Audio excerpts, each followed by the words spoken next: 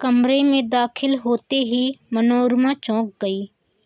काशी उसकी साड़ी का पल्ला सिर पर लिए ड्रेसिंग टेबल के पास खड़ी थी। उसके होंठ लिपस्टिक से रंगे थे और चेहरे पर बेहद पाउडर पुता था, जिससे उसका सांवला चेहरा डरावना लग रहा था। फिर भी वह मुग्ध भाव से शीशे में अपना रूप निहार रही थी। मनोरमा उसे देखते ही आपे से बाहर हो गई। माई, उसने चिल्लाकर कहा, यह क्या कर रही है? काशी ने हड़बड़ाकर साड़ी का पल्ला सिर से हटा दिया और ड्रेसिंग टेबल के पास से हट गई। मनोरमा के गुस्से के तेवर देखकर पल भर को वह सहमी रही, फिर अपने स्वांग का ध्यान हो आने से हंस दी। बहन जी, माफ़ी दे दें, उसने मिन्नत के लहजे में कहा। कमरा ठीक कर रही थी, शीशे के सामने आई तो ऐसे ही मन कर आया। आप मेरी तनख्वाह में से पैसे काट लेना। तनख्वाह में से पैसे काट लेना? मनोरमा और भी भड़क उठी। 15 रुपये तनख्वाह है और बेगम साहब 6.5 रुपये लिपस्टिक के कटवाएंगे। कम वक्त रोज़ प्लेटें तोड़ती है, मैं कुछ नहीं कहती। घी, आटा, चीनी चुरा कर ले जाती है और मैं देखकर भी नहीं देखती। सारा स्टाफ शिकायत करता है, कुछ काम नहीं करती, किसी का कहा नहीं मानती। कमेटी के मेंबर अलग मेरी जान खाते हैं कि इसे दफ़ा करो।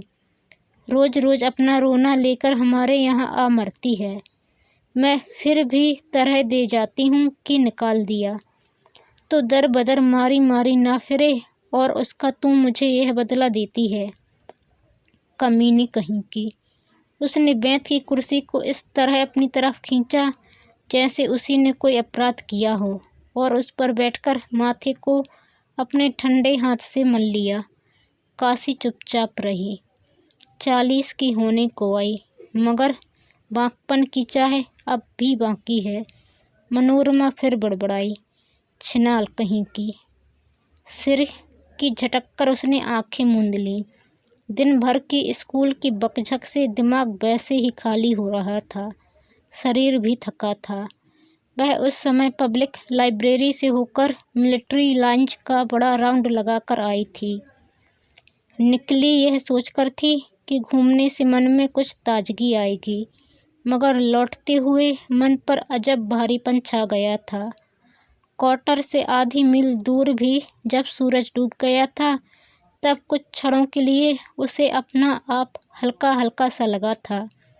हवा, पेड़ों के हिलते पत्ते और अव्यस्त बिखरे बादलों के टुकड़े, हर चीज़ में एक मादक स्पर्श का अनुभव हुआ था। सड़क पर फैली संध्या की फीकी चांदनी धीरे धीरे रंग पकड़ रही थी। वह साड़ी का पल्ला पीछे को कसकर कई कदम तेज तेज चल रही थी, मगर टैंकी के मोड़ तक पहुँचते पहुँचते सारा उत्साह गायब हो गया। जब स्कूल के गेट के पास पहुँची तो अंदर पैर रखने का भी मन नहीं हुआ, मगर उसने किसी तरह मन को बांधा और लोहे के गेट को हाथ से धकेल दिया। गर्ल्स हाई स्कूल की हेड मिस्ट्रेस रात को देर तक सड़कों पर अकेली कैसे घूम सकती थी। बुझे मन से क्वार्टर की सीढ़ियाँ चढ़ी तो यह माजरा सामने आ गया। उसने आंखें खोलीं तो काशी को उसी तरह खड़ी देखकर उसका गुस्सा और बढ़ गया, जैसे उसे आशा थी कि उसके आंखें बंद करने और खोलने के बीच काशी सामने से हट जाएगी। अब खड़ी क्यों है? उसने डांटकर कहा, जा यहाँ से। काशी के चेहरे पर डांट का कोई खास असर दिखाई नहीं दिया। वह बल्कि पास आकर फर्श पर बैठ गई। बहन जी, हाथ जोड़ रही हूँ, माफ़ी दे दो। उसने मनोरमा के पैर पकड़ लिए। मनोरमा पैर हटाकर कुर्सी से उठ खड़ी हुई। तुझसे कह दिया है इस वक्त चली जा, मुझे तंग न कर, कहकर वह खिड़की की तरफ चली गई। काशी भी उठकर खड़ी हो गई। चाय बना दूँ? उसने कहा, घूमकर थक गई होंगी। तू जा, मुझे चाय वाय नहीं चाहिए। तो खाना ले आती हूँ। मनोरमा कुछ न कहकर मुँह दूसरी तरफ किए रही। बहन जी, मिन्नत कर रही हूँ, माफ़ी दे दो। मनोरमा चुप रही। सिर्फ उसने सिर को हाथ से दबा लिया। सिर में दर्द है तो सिर दबा देती हूँ। काशी अपने हाथ पल्ले से पोंछने लगी। तुझसे कह दिया है जा, मेरा सिर क्यों खा रही है? मनोरमा ने चिल्लाकर कहा। काशी चोट खाई सी पीछे हट गई। पल भर अवाक भाव से मनोरमा की तरफ देखती रही, फिर निकलकर बरामदे में चली गई। वहाँ से कुछ कहने के लिए मुड़ी, मगर बिना कहे चली गई। जब तक लकड़ी के जीने पर उसके पैरों की आवाज़ सुनाई देती रही, मनोरमा खिड़की के पास खड़ी रही। फिर आकर सिर दबाए बिस्तर पर लेट गई। उसे लगा इसमें सारा कसूर उसी का है, और कोई हेड मिस्ट्रेट होती तो कब का इस औरत को निकाल कर बाहर करती। वह जितना उसे तरह देती थी, उतना ही वह उसकी कमजोरी का फ़ायदा उठाती थी। उसके बच्चों की भी वह कितनी शैतानियाँ बर्दाश्त करती थी। दिन भर उसके क्वार्टर की सीढ़ियों पर शोर मचाते रहते थे और स्कूल के कंपाउंड को गंदा करते रहते थे। उसने एक बार उन्हें गोलियां ला दी थीं, तब से उसे देखते ही उसकी साड़ी से चिपटकर गोलियां मांगने लगते थे। उसने कितना चाहा था कि वे साफ रहना सीख जाएं। बड़ी लड़की कुंती की तो चड्डियां भी उसने अपने हाथ से सी दी थीं, मगर उससे कोई फ़र्क नहीं पड़ा। वे उसी तरह गंदे रहते थे और उसी तरह गुलकपाड़ा मचाए रखते थे। पिछली बार इंस्पेक्शन के दिन उन्होंने कंपाउंड के फर्श पर कोयले से लकीरें खींच दी थीं, जिससे दूसरी बार सारे कंपाउंड की सफाई करानी पड़ी थी। कई बार वे बाहर से आए अतिथियों के सामने जीभें निकाल देते थे। वही थी जो सब बर्दाश्त किए जाती थी। कुछ देर वह छत की तरफ देखती रही, फिर उठकर बरामदे में चली गई। लकड़ी के बरामदे में अपने ही पैरों की आवाज़ से शरीर में कपकपी भर गई। उसने मुंडेर के खंभे पर हाथ रख लिया। अहाते में खुली चांदनी फैली थी। ईंटों के फर्श पर सीमेंट की लकीरें एक इंद्रजाल सी लगती थीं। स्कूल के बरामदे में पड़े डेस्क, स्टूल और ब्लैकबोर्ड ऐसे लग रहे थे जैसे डरावनी सूरतों वाले भूत प्रेत अपने गार के अंदर से बाहर झांक रहे हों। देवदार का घना जंगल जैसे ठंडी चांदनी के स्पर्श से सहर रहा था, वैसे बिल्कुल सन्नाटा था। काशी के क्वार्टर में इस वक्त इतनी खामोशी कभी नहीं होती थी। आमतौर पर 9-10 बजे तक उसके बच्चे चीखते चिल्लाते रहते थे। उस समय लग रहा था जैसे उस क्वार्टर में कोई रहता ही ना हो। रोशनदान में गत्ते लगे रहने से यह भी पता नहीं चल रहा था कि अंदर लालटेन जल रही है या नहीं। मनोरमा ने खंबे को और भी अच्छी तरह थाम लिया, जैसे पास में उसका वही एक आत्मीय हो जिसे वह अपने प्रति सचेत रखना चाहती हो। देवदारों के झुरमुटों में से गुजरती हवा की आवाज़ पास आई और दूर चली गई। कुंती, मनोरमा ने आवाज़ दी। उसकी आवाज़ को भी हवा दूर, बहुत दूर ले गई। जंगल की सरसराहट फिर एक बार बहुत पास चली आई। काशी के क्वार्टर का दरवाज़ा खुला और कुंती अपने में सिमटती सी बाहर निकली। मनोरमा ने सिर के इशारे से उसे ऊपर आने को कहा। कुंती ने एक बार अपने क्वार्टर की तरफ देखा और भी सिमटती हुई ऊपर चली आई। तेरी माँ क्या कर रही है? मनोरमा ने कोशिश की कि उसकी आवाज़ रूखी न लगे। कुछ भी नहीं, कुंती ने सिर हिलाकर कहा। कुछ तो कर रही होगी। रो रही है। क्यों? रो क्यों रही है? कुंती चुप रही। मनोरमा भी चुप रहकर नीचे देखने लगी। तुम लोगों ने रोटी नहीं खाई? पल भर रुककर उसने पूछा। रात को बस से बापू को आना है। माँ कहती थी सब लोग उसके आने पर ही रोटी खाएंगे। मनोरमा के सामने जैसे सब कुछ स्पष्ट हो गया। 3 साल के बाद अयोध्या आ रहा है, यह बात काशी उससे बता चुकी थी। तभी आज आईने के सामने जाने पर उसके मन में पाउडर और लिपस्टिक लगाने की इच्छा जाग आई थी। उसके बच्चे भी शायद इसलिए आज इतने खामोश थे। उनका बापू आ रहा था, बापू जिसे उन्होंने 3 साल से देखा नहीं था और जिसे शायद वे पहचानते भी नहीं थे, या शायद पहचानते थे एक मोटी सख्त आवाज़ और तमाचे जड़ने वाले हाथों के रूप में। जा और अपनी माँ को ऊपर भेज दे। उसने कुंती का कंधा थपथपा दिया, कहना मैं बुला रही हूँ। कुंती बाहें और कंधे सिकोड़े नीचे चली गई। थोड़ी देर में काशी ऊपर आ गई। उसकी आंखें लाल थीं और वह बार बार पल्ले से अपनी नाक पोंछ रही थी। मैंने जरा सी बात कह दी और तुम रोने लगी, मनोरमा ने उसे देखते ही कहा। बहन जी, नौकर मालिक का रिश्ता ही ऐसा है। गलत काम करने पर जरा भी कुछ कह दो तो तुम रोने लगती है। मनोरमा जैसे किसी टूटी हुई चीज़ को जोड़ने लगी। जा अंदर गुसल खाने से हाथ मुँह धोआ।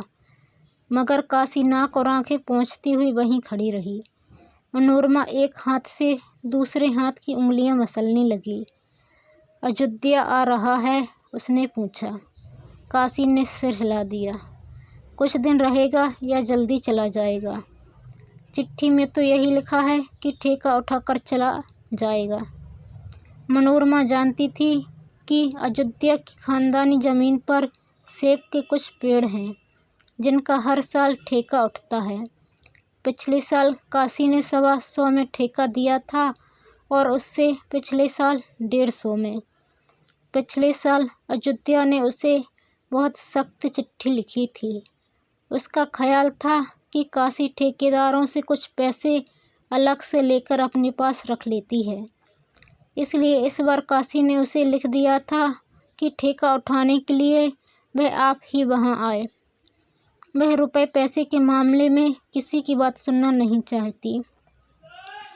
5 साल हुए अयोध्या ने उसे छोड़कर दूसरी औरत कर ली थी और उसे लेकर पठानकोट में रहता था। वहीं उसने एक छोटी सी परचून की दुकान डाल रखी थी। काशी को वह खर्च के लिए एक पैसा भी नहीं भेजता था। सिर्फ ठेका उठाने के लिए ही पठानकोट से आ रहा है। मनोरमा ने ऐसे कहा जैसे सोच कुछ और ही रही हो। आधे पैसे तो उसके आने जाने में निकल जाएंगे। मैंने सोचा इस बहाने एक बार यहाँ हो जाएगा और बच्चों से मिल जाएगा। काशी की आवाज़ फिर कुछ भीग गई। फिर उसकी तसल्ली भी हो जाएगी कि आजकल इन सेबों का 150 कोई नहीं देता। अजीब आदमी है, मनोरमा हमदर्दी के स्वर में बोली। अगर सचमुच तुम कुछ पैसे रख भी ले तो क्या है, आखिर तुम उसी के बच्चों को तो पाल रही है। चाहिए तो यह कि हर महीने वह तुझे कुछ पैसे भेजा करे। उसकी जगह वह इस तरह की बातें करता है। बहन जी, मर्द के सामने किसी का बस चलता है? काशी की आवाज़ और भीग गई। तो तुम क्यों उससे नहीं कहती कि? कहते कहते मनोरमा ने अपने को रोक लिया। उसे याद आया कि कुछ दिन हुए एक बार सुशील की चिट्ठी आने पर काशी उससे इसी तरह की बातें पूछती रही थी जो उसे अच्छी नहीं लगी थी। काशी ने कई सवाल पूछे थे कि बाबूजी आप इतना कमाते हैं तो उससे नौकरी क्यों कराते हैं, कि उनके अभी तक कोई बच्चा अच्छा क्यों नहीं हुआ, और कि वह अपनी तनख्वाह अपने ही पास रखती है या बाबूजी को भी कुछ भेजती है। तब उसने काशी की बातों को हंसकर टाल दिया था, मगर अपने अंदर उसे महसूस हुआ था कि उसके मन की कोई बहुत कमज़ोर सतह उन बातों से छू गई है और उसका मन कई दिन तक उदास रहा था। रोटी ले आऊं? काशी ने आवाज़ को थोड़ा सहज कर पूछा। नहीं, मुझे अभी भूख नहीं है, मनोरमा ने काफ़ी मुलायम स्वर में कहा, जिससे काशी को विश्वास हो जाए कि अब वह बिल्कुल नाराज़ नहीं है। जब भूख लगेगी मैं खुद निकाल कर खा लूँगी। तू जाकर अपने यहाँ का काम पूरा कर ले। अयोध्या अब आने वाला ही होगा। आखिरी बस 9 बजे पहुँच जाती है। काशी चली गई तो भी मनोरमा खंबे का सहारा लिए काफ़ी देर खड़ी रही। हवा तेज हो गई थी। उसे अपने मन में बेचैनी महसूस होने लगी। उसे वे दिन याद आए जब ब्याह के बाद वह और सुशील साथ साथ पहाड़ों पर घूमा करते थे। उन दिनों लगता था कि उस रोमांच के सामने दुनिया की हर चीज़ हैच है। सुशील उसका हाथ भी छू लेता तो शरीर में एक ज्वार उठ आता था और रोया रोया उस ज्वार से वह चलता था। देवदार के जंगल की सारी सरसराहट जैसे शरीर में भर जाती थी। अपने कोष के शरीर में खो देने के बाद जब सुशील उससे दूर हटने लगता तो यह उसे और भी पास कर लेना चाहती थी। वह कल्पना में अपने को एक छोटे से बच्चे को अपने में लिए हुए देखती और पुलकित हो उठती। उसे आश्चर्य होता कि क्या सचमुच एक हिलती डुलती काया उसके शरीर के अंदर से जन्म ले सकती है।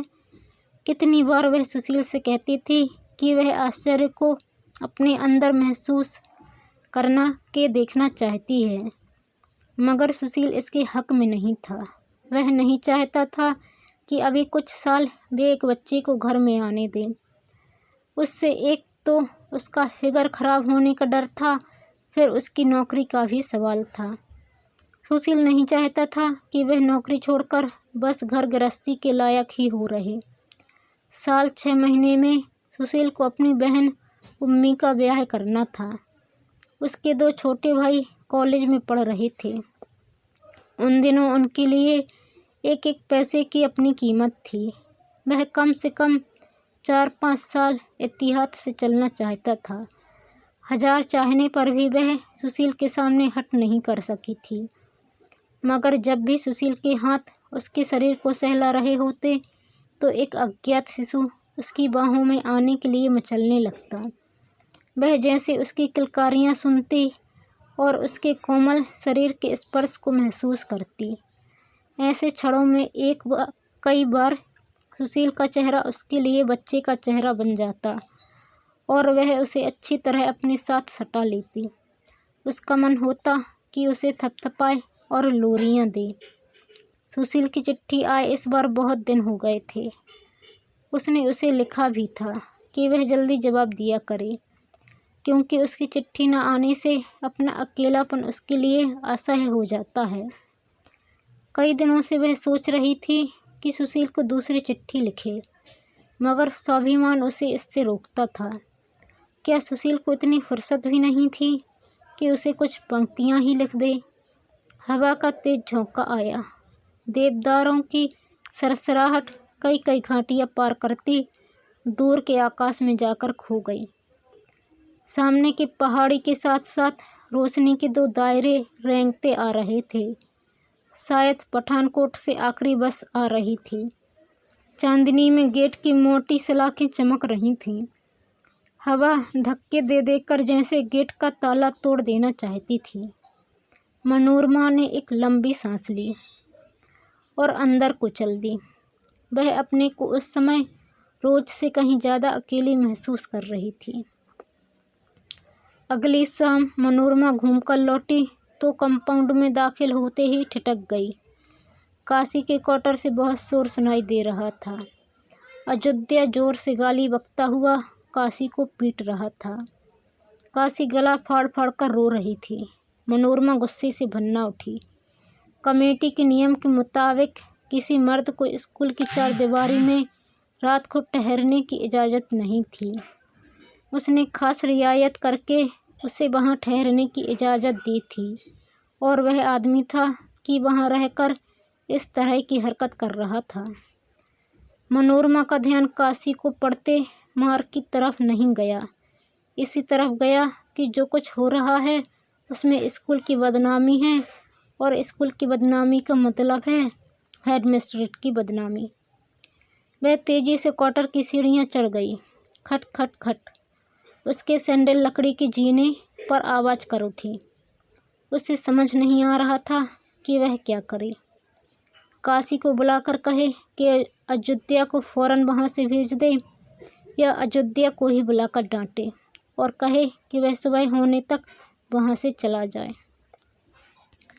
बरामदे में पैर रखते ही उसने देखा कि कुंती एक कोने में सहमी सी बैठी है और डरी हुई आंखों से नीचे की तरफ देख रही है, जैसे उनकी माँ को पड़ती मार की चोट उसे भी लग रही हो। मनोरमा सोच नहीं सकी कि वह लड़की उस वक्त उसके क्वार्टर में क्यों बैठी है। क्या बात है? उसने अपना गुस्सा दबाकर पूछा। माँ ने कहा था आपको रोटी खिला दूँ। कुंती उसकी तरफ इस तरह डरी डरी आंखों से देखने लगी जैसे उसे आशंका हो कि बहन जी अभी उसे बाहें से पकड़ लेंगी और पीटने लगेंगी। तुम मुझे रोटी खिलाएगी? कुंती ने उसी डरे हुए भाव से सिर हिला दिया। तुम्हारे क्वार्टर में यह क्या हो रहा है? मनोरमा ने ऐसे पूछा जैसे जो हो रहा था उसके लिए कुंती भी कुछ हद तक उत्तरदायी हो। कुंती के होंठ फड़कने लगे और 2 बूंदें आंखों से नीचे बह आईं। वह किस बात के लिए तेरी माँ को पीट रहा है? मनोरमा ने फिर पूछा। कुंती ने कमीज से आंखें पोंछी और अपनी रुलाई दबाए हुए बोली, उसने माँ के ट्रंक के सारे पैसे निकाल लिए हैं। माँ ने उसका हाथ रोका तो उसे पीटने लगा। इस आदमी का दिमाग खराब है। मनोरमा गुस्से से भड़क उठी।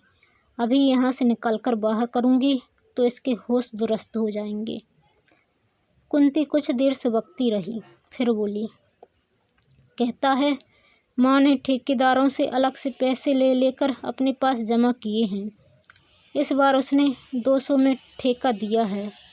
माँ के पास अपने 60-70 रुपए थे, वे सब उसने ले लिए हैं। कुंती के भाव में कुछ ऐसी दयनीयता थी कि मनोरमा ने उसके मैले कपड़ों की चिंता किए बिना उससे अपने से सटा लिया। रोती क्यों है? उसने उसकी पीठ सहलाते हुए कहा। मैं अभी उससे तेरी माँ के रुपए ले दूंगी, तू चल अंदर। रसोई घर में जाकर मनोरमा ने खुद कुंती का मुँह धो दिया और मोड़ा लेकर बैठ गई। कुंती ने प्लेट में रोटी दे दी तो वह चुपचाप खाने लगी।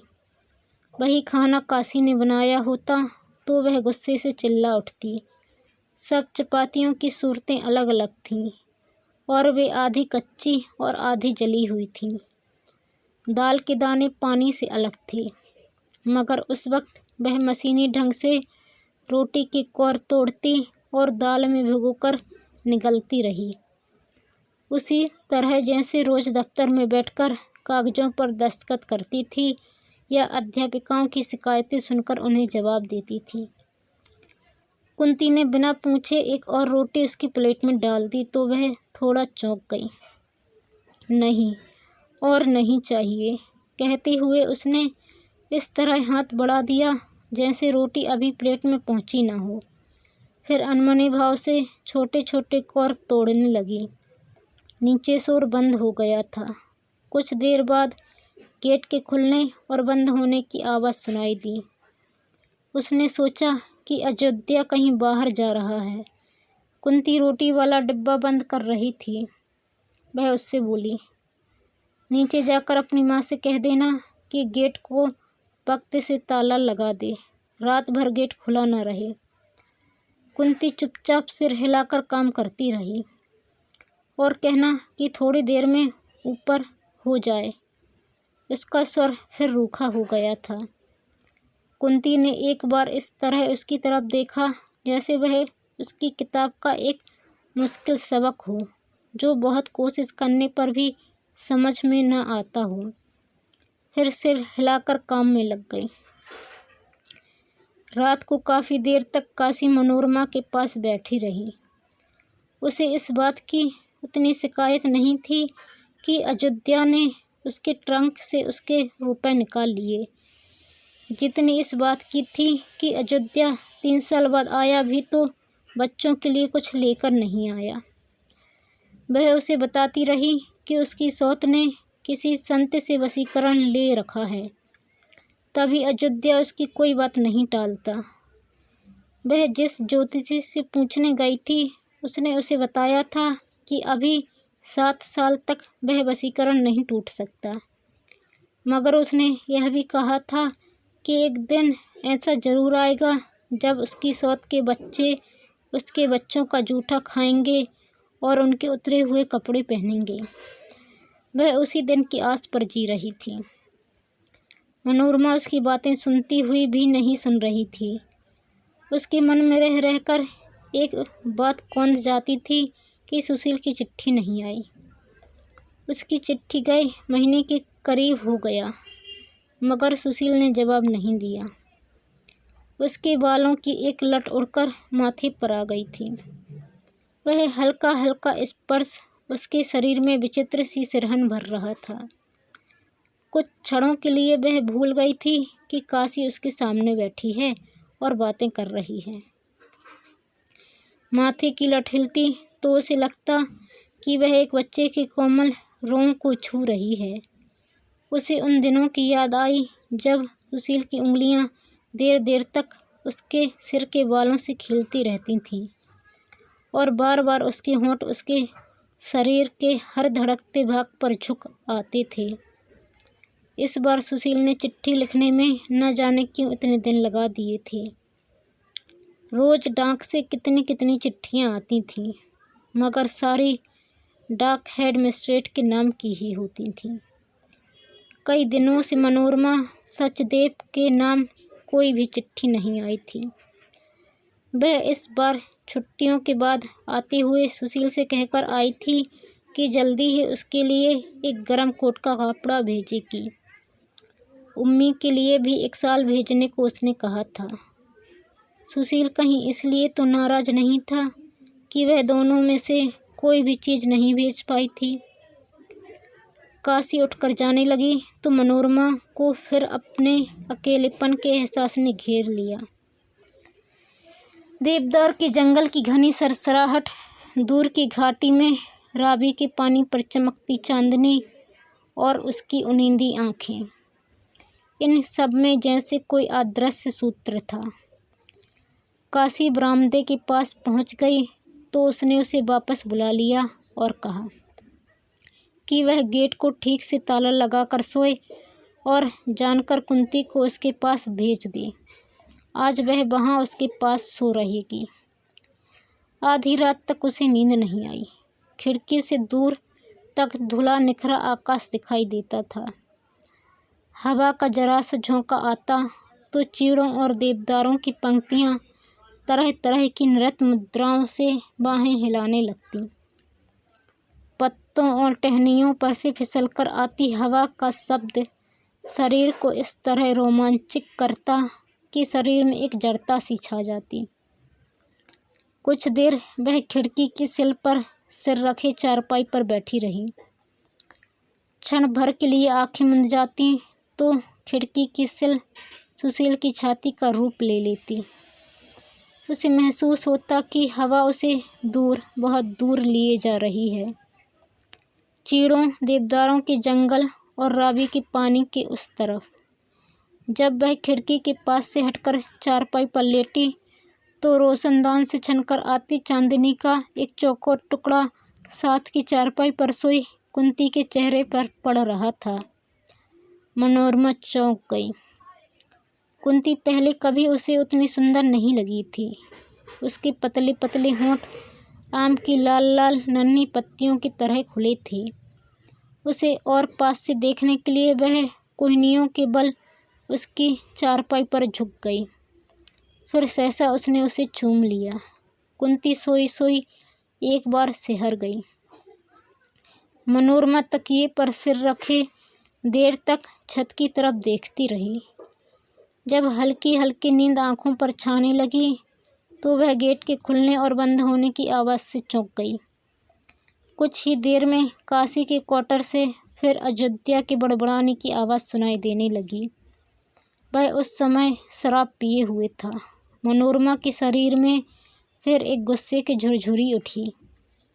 उसने अच्छी तरह अपने को कंबलों में लपेटकर उस आवाज़ को भुला देने का प्रयत्न किया, मगर नींद आ जाने पर भी वह आवाज़ उसके कानों में गूंजती रही। 2 दिन बाद अयोध्या चला गया तो मनोरमा ने आराम की सांस ली। उसे रह रह कर लगता था कि किसी भी क्षण वह अपने पर काबू खो देगी और चपरासी से धक्के दिलाकर उस आदमी को स्कूल के कंपाउंड से निकलवा देगी। वह आदमी शक्ल से ही कमीना नजर आता था। उसके बड़े बड़े मैले दांत, काले होंठ और खूंखार जानवर जैसी चुभती आंखें देखकर लगता था कि उस आदमी को ऐसी शक्ल के लिए ही उम्र कैद की सज़ा होनी चाहिए। उसके चले जाने के बाद उसका मन काफ़ी हल्का हो गया। दफ्तर के कुछ काम जो वह कई दिनों से टाल रही थी, उसने उसी दिन बैठकर पूरे कर दिए। उस दिन शाम की डाक से उसे सुशील की चिट्ठी भी मिल गई। उसने चिट्ठी दफ्तर में नहीं खोली। स्टेनो से और चिट्ठियों का डिटेक्शन अगले दिन लेने के लिए कहकर क्वार्टर में चली आई। चारपाई पर बैठकर उसने पेपर नाइफ से धीरे धीरे लिफाफा खोला, जैसे उसे चोट न पहुंचाना चाहती हो। चिट्ठी दफ्तर के कागज़ पर बहुत जल्दी जल्दी लिखी गई थी। मनोरमा को अच्छा नहीं लगा, मगर फिर भी उसने एक एक पंक्ति उत्सुकता के साथ पढ़ी। सुशील ने लिखा था कि जल्दी ही एक जगह उम्मी की सगाई तय हो रही है। लड़का अच्छी नौकरी पर है। सभी ने यह रिश्ता पसंद कर लिया है। हो सके तो वह उम्मी की शॉल जल्दी भेज दे। अब उम्मी के ब्याह के लिए भी उन लोगों को कुछ पैसे बचा कर रखने चाहिए। अंत में उसने उसे अपनी सेहत का ध्यान रखने को लिखा था। मधुर आलिंगन तथा अनेकानेक चुम्बनों के साथ चिट्ठी समाप्त हुई थी। मनोरमा काफ़ी देर चिट्ठी हाथ में लिए बैठी रही। उसे पढ़कर मधुर आलिंगन और अनेकानेक चुम्बनों का कुछ भी स्पर्श महसूस नहीं हुआ था। ऐसे लगा था जैसे वह एक चश्मे से पानी पीने के लिए झुकी हो और उसके होंठ गीले रेत से छूकर रह गए हों। चिट्ठी उसने ड्रायर में डाल दी और दफ्तर में लौट गई। रात को खाना खाने के बाद वह चिट्ठी का जवाब लिखने बैठी, मगर कलम हाथ में लेते ही दिमाग जैसे बिल्कुल खाली हो गया। उसे लगा कि उसके पास लिखने के लिए कुछ भी नहीं है। पहली पंक्ति लिखकर वह देर तक कागज को नाखून से कुदेरती रही। आखिर बहुत सोचकर उसने कुछ पंक्तियां लिखी। पढ़ने पर उसे लगा कि वह चिट्ठी उन चिट्ठियों से खास अलग नहीं जो वह दफ्तर में बैठकर क्लर्क को डिटेक्ट कराया करती है। चिट्ठी में बात इतनी ही थी कि उसे इस बात का अफसोस है कि वह शाल और कोट का कपड़ा अभी नहीं भेज पाई। जल्दी ही वह ये दोनों चीज़ें भेज देगी।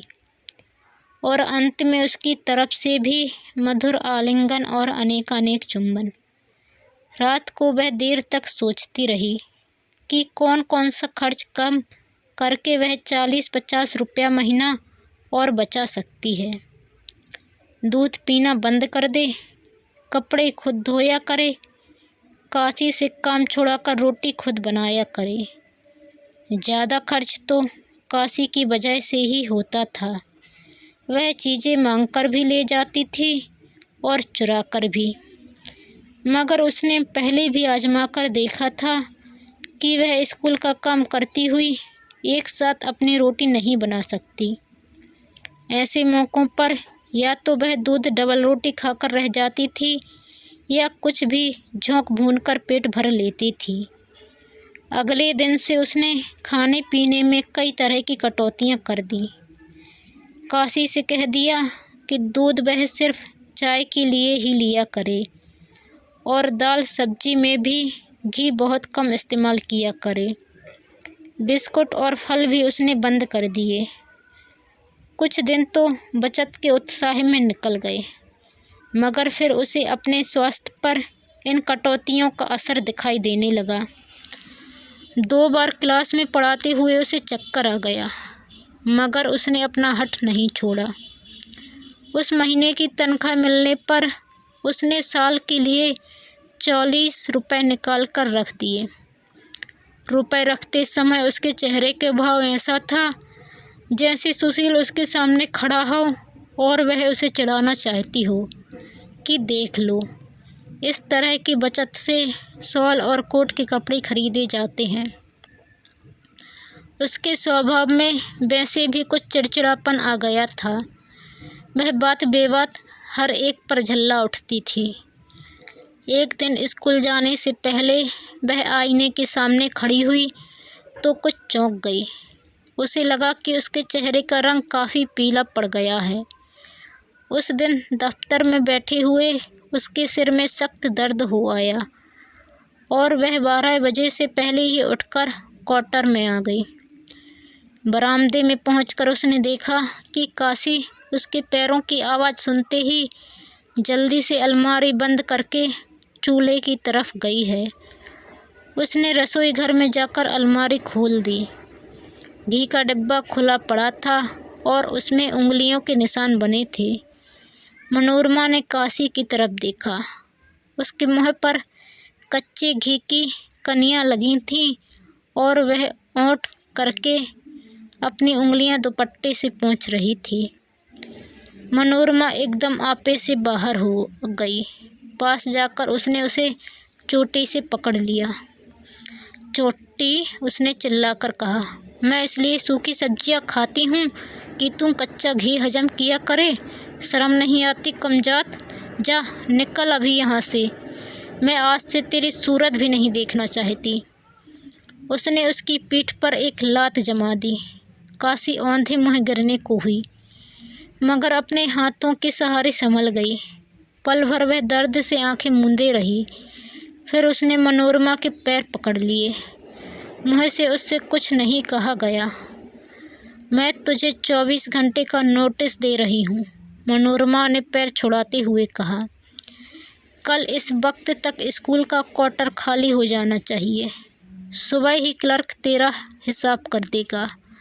उसके बाद तूने इस कंपाउंड में कदम भी रखा तो। और वह हटकर वहाँ से जाने लगी। काशी ने बढ़कर फिर उसके पैर पकड़ लिए। बहन जी, पैर छू रही हूँ, माफ़ी दे दो, उसने मुश्किल से कहा। मनोरमा ने फिर भी उस पैर झटके से छुड़ा लिए। उसका एक पैर पीछे पड़ी चायदानी को जा लगा। चायदानी टूट गई। बिखरते हुए टुकड़ों की आवाज़ ने क्षण भर के लिए दोनों को स्तब्ध कर दिया। फिर मनोरमा ने अपना निचला होंठ काटा और दंदनाती हुई वहाँ से निकल गई। कमरे में आकर उसके माथे पर बाम लगाया और सिर मुँह लपेटकर लेट गई। शाम की डाक से फिर सुशील की चिट्ठी मिली। उसमें वही सब बातें थीं। उम्मी की सगाई हो गई थी। पिछले इतवार लोग उस लड़के के साथ पिकनिक पर गए थे। उम्मी ने एक कोने में कुछ पंक्तियां लिखकर खुद अपनी साल के लिए अनुरोध किया था। साथ ही यह भी लिखा था कि भाभी को सब लोग बहुत बहुत याद करते हैं। पिकनिक के दिन तो उन्होंने उसे बहुत ही मिस किया। चिट्ठी पढ़ने के बाद बड़े राउंड पर घूमने निकल गई। मन में बहुत झुंझलाहट भर रही थी। उसे समझ नहीं आ रहा था कि वह झुंझलाहट काशी पर है, अपने पर या सुशील पर। ना जाने क्यों उसे लगा कि सड़क पर कंकड़ पत्थर पहले से कहीं ज़्यादा हैं और वह गोल सड़क ना जाने कितनी लंबी हो गई है। रास्ते में 2 बार उसे थककर पत्थरों पर बैठना पड़ा। घर में 1-1.5 फरलांग पहले उसकी चप्पल टूट गई। वह रास्ता बहुत मुश्किल से कटा। उसे लगा ना जाने कब से वह घसटती हुई उस गोल सड़क पर चल रही है और आगे भी ना जाने कब तक उसे इसी तरह चलते रहना है। गेट के पास पहुंचकर सुबह की घटना फिर उसके दिमाग में ताज़ा हो आई। काशी के क्वार्टर में फिर खामोशी छाई थी। मनोरमा को एक क्षण के लिए ऐसा महसूस हुआ कि काशी क्वार्टर खाली करके चली गई है और उस बड़े कंपाउंड में उस समय वह बिल्कुल अकेली है। उसका मन सिहर गया। उसने कुंती को आवाज़ दी। कुंती लालटेन लिए अपने क्वार्टर से बाहर निकल आई। तेरी माँ कहाँ है? मनोरमा ने पूछा। अंदर है। और कुंती ने एक बार अंदर की तरफ देख लिया। क्या कर रही है? कुछ नहीं कर रही, बैठी है। मनोरमा ने देखा काशी का क्वार्टर काफ़ी खस्ता हालत में है। दरवाजे का चौखट काफ़ी कमज़ोर पड़ गया था, जिससे दरवाज़ा निकलकर बाहर आ जाने को था। रोज़ वह उस क्वार्टर के सामने से कई कई बार गुजरती थी। रोज़ ही उस दरवाजे को देखती थी, मगर पहले कभी उसका ध्यान उस पर नहीं रुका था। इस क्वार्टर में काफ़ी मरम्मत की ज़रूरत है, कहकर वह जैसे क्वार्टर का मुआयना करने के लिए अंदर चली गई। काशी उसे देखते ही उठकर उसके पास आ गई। मनोरमा ने एक बार उसकी तरफ देख लिया, मगर उससे कोई बात नहीं की। क्वार्टर की दीवारें पीली पड़कर अब स्याही होने लगी थीं। एक रोशनदान भी दीवार से निकलकर नीचे गिर आने को था। छत में चारों तरफ मकड़ी के जाले लगे हुए थे, जो आपस में मिलकर एक बड़े से चंदोबे का रूप लिए थे। कमरे में जो थोड़ा बहुत सामान था, वह इधर उधर अस्त व्यस्त पड़ा था। एक तरफ 3 बच्चे एक ही थाली में रोटी खा रहे थे। वही पानी जैसी दाल थी, जो एक दिन कुंती ने उसके लिए बनाई थी, और अलग अलग सूरतों वाली शुष्क रोटियाँ। उसे देखकर बच्चों के हाथ और मुँह चलने बंद हो गए। सबसे छोटा लड़का, जो करीब 4 साल का था, लोई में लिपटा एक कोने में लेटा था। उसकी आंखें मनोरमा के साथ साथ कमरे में घूम रही थीं। परसू को क्या हुआ है, बीमार है? मनोरमा ने बिना काशी की तरफ देखे जैसे दीवार से पूछा और बच्चे के पास चली गई। परसू अपने पैर के अंगूठे की सीध में देखने लगा। इसे सूखा हो गया है, काशी ने धीरे से कहा। मनोरमा ने बच्चे के गालों को सहलाया और उसके सिर पर हाथ फेर दिया। डॉक्टर को दिखाया है? उसने पूछा। दिखाया था, काशी ने कहा। उसने 10 टीके बताए हैं। 2-2 रुपए का एक टीका आता है। बोलते बोलते उसका गला भर आया। लगवाए नहीं? अब मनोरमा ने उसकी तरफ देखा। कैसे लगवाती? काशी की आंखें जमीन की तरफ झुक गईं। जितने रुपए थे वह ले गया।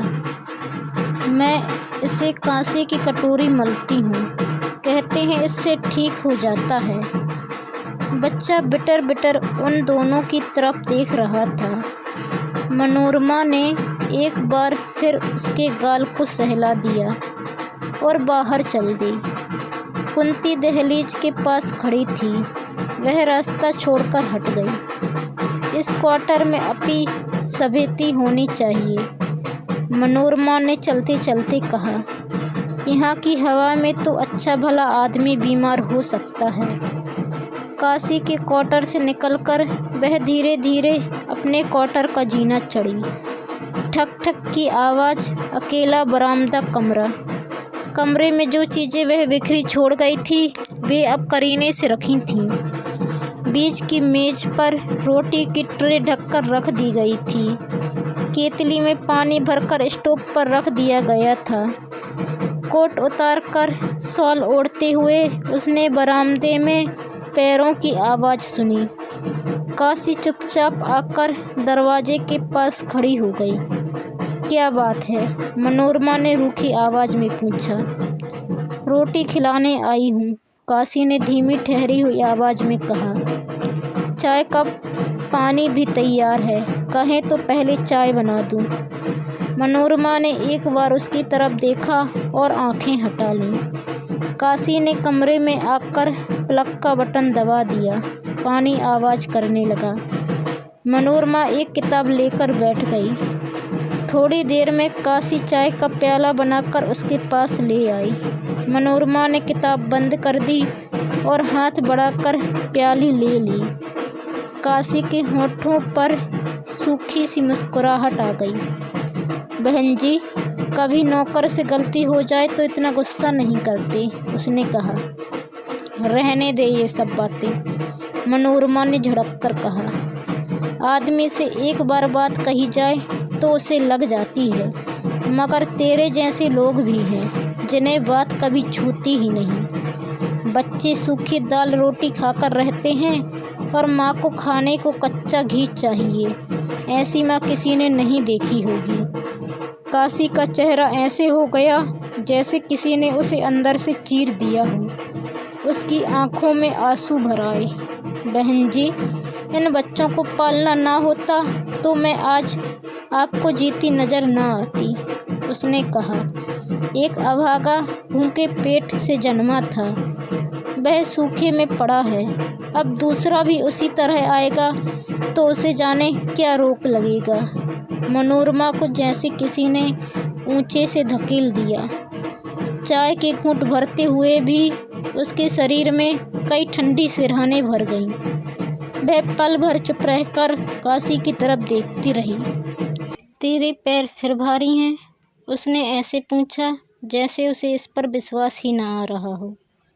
काशी के चेहरे पर जो भाव आया उसमें नई ब्याहता का सा संकोच भी था और एक हताश झुंझलाहट भी।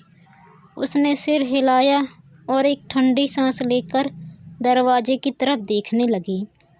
मनोरमा को पल भर के लिए लगा कि अयोध्या उसके सामने खड़ा मुस्कुरा रहा है। उसने चाय की प्याली पीकर रख दी। काशी प्याली उठाकर बाहर ले गई। मनोरमा को लगा कि उसकी बाहें ठंडी होती जा रही हैं। उसने शाल को पूरा खोलकर अच्छी तरह लपेट लिया। काशी बाहर से लौट आई।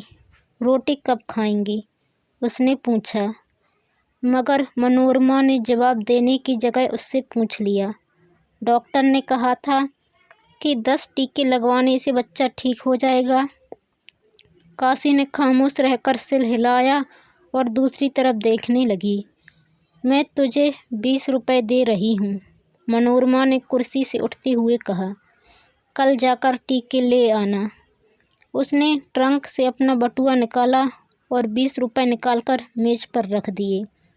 उसे आश्चर्य हो रहा था कि उसकी बाहें इस कदर ठंडी क्यों हो गई हैं। उसने बाहों को अच्छी तरह अपने में सिकोड़ लिया। खाना खाने के बाद वह देर तक बरामदे में कुर्सी डालकर बैठी रही। उसे महसूस हो रहा था कि उसके सारे शरीर में एक अजीब सी सिरहन दौड़ रही है। वह ठीक से नहीं समझ पा रही थी कि वह सिरहन क्या है और क्यों शरीर के हर रोम में उसका अनुभव हो रहा है। जैसे उस सिरहन का संबंध किसी बाहरी चीज से ना होकर उसके अपने आप से ही था। जैसे उसी की वजह से उसे अपना आप बिल्कुल खाली लग रहा था। हवा में बहुत तेज थी और देवदार का जंगल जैसे सिर धुनता हुआ कराह रहा हुआ था।